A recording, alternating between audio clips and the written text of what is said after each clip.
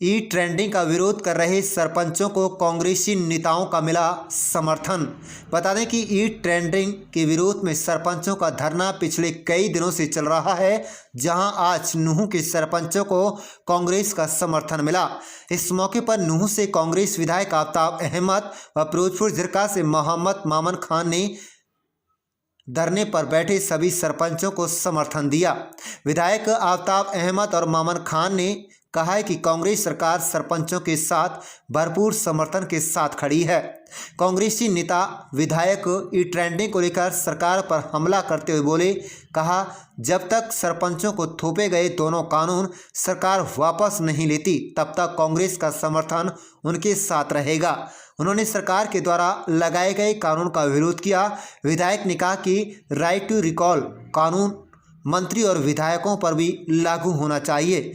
विधायक ने कहा कि सरकार बढ़ते ही सरपंचों को पूरा पावर दिया जाएगा, वहीं ट्रेंडिंग और राइट टू रिकॉल को खत्म कर दिया जाएगा। आप देख रहे हैं नूंह मेवात से लियाकत अली की रिपोर्ट। हमारा स्पष्ट फैसला है कांग्रेस पार्टी का। पंचायती राज संस्थाओं का गठन राजीव गांधी जी जब प्रधानमंत्री थे तो कानून बना के इनको अधिकार दिए गए थे और इनको स्वेच्छा और इनको पूर्ण अधिकार था अपने विकास कराने का। और जो भी फैसला इस स्वरूप को बदलने के लिए होगा उसका हम विरोध करेंगे।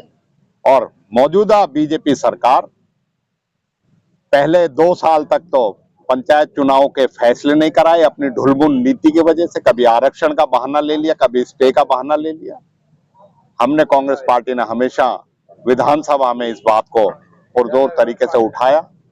अब 2 साल बाद जब चुनाव कराने को विवश हुए हैं तो ये दूसरे रास्ते से, चोर रास्ते से सरपंचों को उनके हकों से वंचित करना चाहते हैं। और ये लड़ाई जो लड़ रही है सरपंच एसोसिएशन हरियाणा में और यहाँ नूंह में, हम इनका पूर्ण समर्थन करते हैं। और आने वाले विधानसभा में भी और पिछले विधानसभा में भी इस मुद्दे को जोर शोर से उठाया गया था।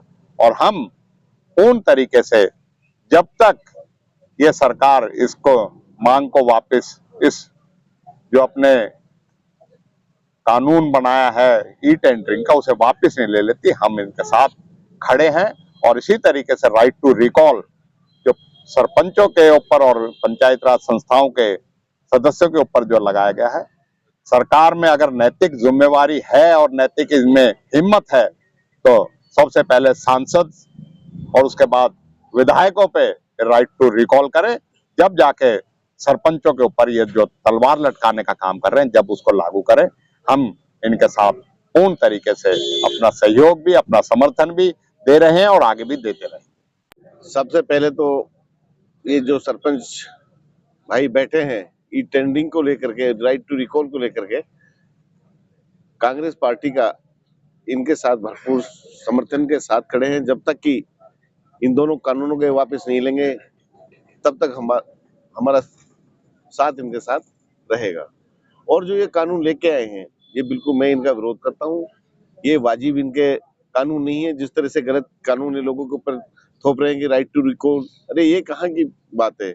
जनता ने जिसको चुन दिया है, तो ये प्रधानमंत्री के लिए क्यों नहीं करते राइट टू रिकॉल, और एमएलए एमपीज के लिए क्यों नहीं लगाते? कानून सरपंचों के लिए है। तो मैं तो इसका भरपूर विरोध कर रहा हूँ और ये ठीक नहीं। अगर कांग्रेस पार्टी बनते ही तो इनका जो पूरी पावर दे देंगे, राइट टू रिकॉल को खत्म करवा देंगे, इनको ई टेंडरिंग को खत्म करा देंगे और छिक्के जितना काम करना चाहे उतना काम करा देंगे, पूरी पावर इनके पास रहेंगी। दरअसल सबसे पहले तो मैं आप लोगों को धन्यवाद करना चाहूंगा कि जो लोग आप लोग समय समय पर मेवात की आवाजों को उठाते रहते हैं। और आदरणीय आज हमारे बीच में नूंह से विधायक चौधरी आफ्ताब अहमद जी पहुंचे हैं, आदरणीय चौधरी अमान खान इंजीनियर जी फिरोजपुर से हमारे बीच पहुंचे हैं। धन्यवाद करते हैं हम इन लोगों को धरना स्थल पर जो ये सरपंचों की आवाज को सुनने के लिए आए। और सच्ची बात तो ये है कि विधायकों को चुनकर ही इसलिए भेजा जाता है चंडीगढ़ कि वो इलाके की आवाजों को उठाएं, प्रदेश की आवाज को उठाएं। और उम्मीद करते हैं कि विधानसभा का जो सेशन चलेगा उसके अंदर इस हरियाणा की छोटी सरकारों की आवाज को बुलंद आवाज से हमारे विधायक साहब उठाने का काम करेंगे। मैं धरना स्थल के माध्यम से और सभी सरपंचों की तरफ से धन्यवाद करता हूं कांग्रेस के दोनों विधायकों का कि जो यहाँ आकर के इन सरपंचों के अंदर हौसला अफजाई करने का काम किया, हौसला बढ़ाने का काम किया। आज आप लोगों के सामने है कि जो तकरीबन सारे किसान रोड पर हैं, व्यापारी रोड पर हैं, छोटी सरकारें रोड पर हैं, मतलब प्रदेश का हर वर्ग रोड पे है। सरकार की मंशा वही समझ में नहीं बैठ रहा है क्या, इस प्रदेश को कौन सी दिशा में ले जाने की बात कर रही है। आज हर वर्ग परेशान है, रोड के ऊपर है, और हरियाणा प्रदेश की छोटी सरकारें किसी भी कीमत पर ई टेंडरिंग को, राइट टू रिकॉल को बर्दाश्त नहीं करेंगी। 73वें संशोधन 11वीं सूची के अंदर जो राजीव गांधी ने जो अधिकार दिए थे, वो अधिकार हर हाल में चाहिए। वो लड़ाई हम लड़ रहे हैं। मंत्री का कहना है कि ई टेंडरिंग से गांव का विकास होगा। हजारों ई टेंडरिंग के जरिए हजारों काम आज भी 2016 और 15 के काम आज तक पेंडिंग पड़े हुए हैं। ई टेंडरिंग के काम तो आप देखो, गांव देहात में जाकर देखो, शहर में जाकर देखो, बिल्डिंगें 2 साल के अंदर डैमेज हो जाती है। आप देखो, आप विधायक साहबों की जो आज पुराना जो बजट था वो आज एज इट इज पड़ा हुआ है। आप देखो, आपके सामने है, आप देख रहे हो रोजाना। ई टेंडरिंग से तो वो पहले वाले जो ई टेंडरिंग के काम थे वो नहीं हो रहे। तो इसलिए इन लोगों का मकसद है कि देहात की जो सरकारें हैं, ग्रामीण देहात की जो सरकारें हैं, उनको भी खत्म करने का काम कर रहे हैं ये लोग। और किसी भी कीमत पर ग्रामीण अंचल के सरपंच, हरियाणा प्रदेश की छोटी सरकारें इस चीज को बर्दाश्त नहीं करेंगी। कोई भी लड़ाई लड़नी पड़ी, हर लड़ाई को लड़ने के लिए शिद्दत के साथ, अगर चंडीगढ़ का रास्ता तय करना पड़ा तो हम चंडीगढ़ तक का रास्ता तय करेंगे। अगर हमें दिल्ली जंतर मंतर पे ये लड़ाई लड़नी पड़ी तो हम वहां भी लड़ने का काम करेंगे।